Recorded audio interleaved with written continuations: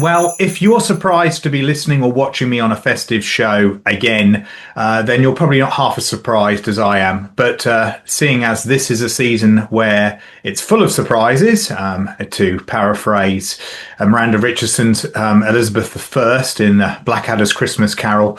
So here I am. And what's inspired me to do this? Well, the Jake Paul versus Anthony Joshua fight.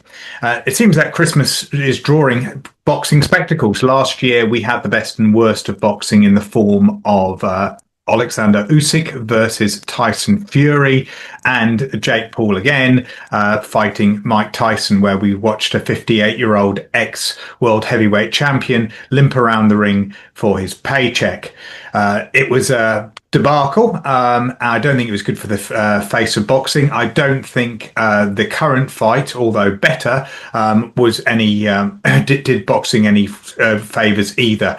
What type of audience is it drawing in anyway? After all, we have got big enough stars in the boxing world who are legitimate. Well, I'm not saying that Jake Paul is a legitimate boxer. He definitely can. He can box. He can box for his level. But we have enough people who have won their places, shall we say, in boxing that can bring in the crowds. And from what I could see from the Anthony Joshua Jake Paul fight, there wasn't enough people in the auditorium to justify the spectacle and hype that fight received. And so you might be asking, why am I giving it oxygen? Well, I think that we need to talk about the negative sides of boxing as well. But as far as the fight is concerned, was it a fix? No, I don't believe it was a fix. I don't believe the Mike Tyson Jake Paul fight was a fix either. If it was one of the most poorly executed fixes I've ever seen. I mean, Tyson certainly didn't go for a dive. So you got a point win for Jake Paul, and against what was a very sad scene of an exhibition. This time, Anthony Joshua clearly had a mindset to put Jake Paul out, to knock him out. That was his absolute mission. And this is the reason why it lasted for as long as it did. I don't believe he carried him for the first 5 rounds. I believe that Anthony Joshua's entire purpose on that fight was to knock Jake Paul out. Joshua is sometimes regarded as a technical slugger. Certainly early in his fight career, in his professional fight career, I could see that. But later on, I saw some strong signs of him being an outboxer as well, certainly in his rematch against Ruiz Jr. That fight demonstrated his technical ability. Sluggers can be very technical. I mean, often there is a misconception that just because someone's a slugger, it doesn't mean that they're not a technical fighter. It doesn't mean they can't box. I mean, going back to the days of Max Schmeling, who I consider to be one of the most technical sluggers in the game, and certainly George Foreman, who is undeniably a slugger, but a very intelligent boxer with a high ring IQ, with some superb strategy, certainly in the latter part of his career. So Anthony Joshua might be a boxer puncher. I mean, I kind of saw him being within that category, which is the much lauded style. But no, not a pure slugger by any stretch of the imagination. But he seemed to adopt that attitude in fighting Jake Paul. He wanted to make sure that this fight was never going to be called a fix, I don't think. And I think he really wanted to take him out of commission. Trouble with that is when you've got a fighter who is using a very negative strategy. Jake Paul behaved in the ring like as if he was scared.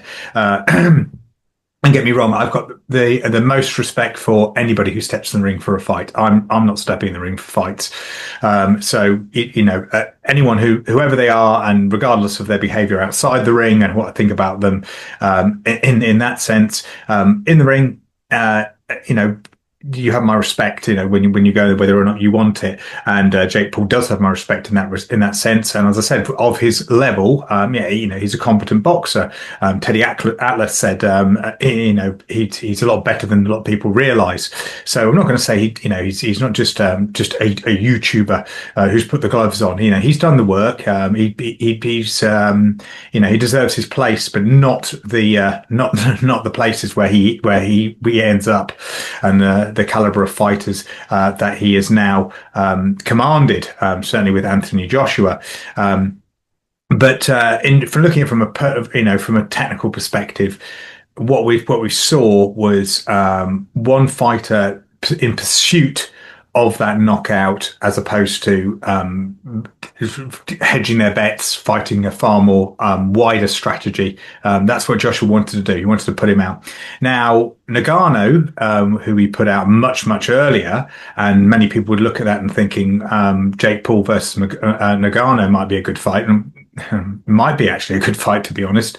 But if he could put someone of the caliber of Nagano out, somebody who'd made put Tyson Fury on his backside, somebody who'd actually gone the distance with Tyson Fury, then what the hell? How does that work? Well, styles make fights, as people say all the time, and this is a classic example of that.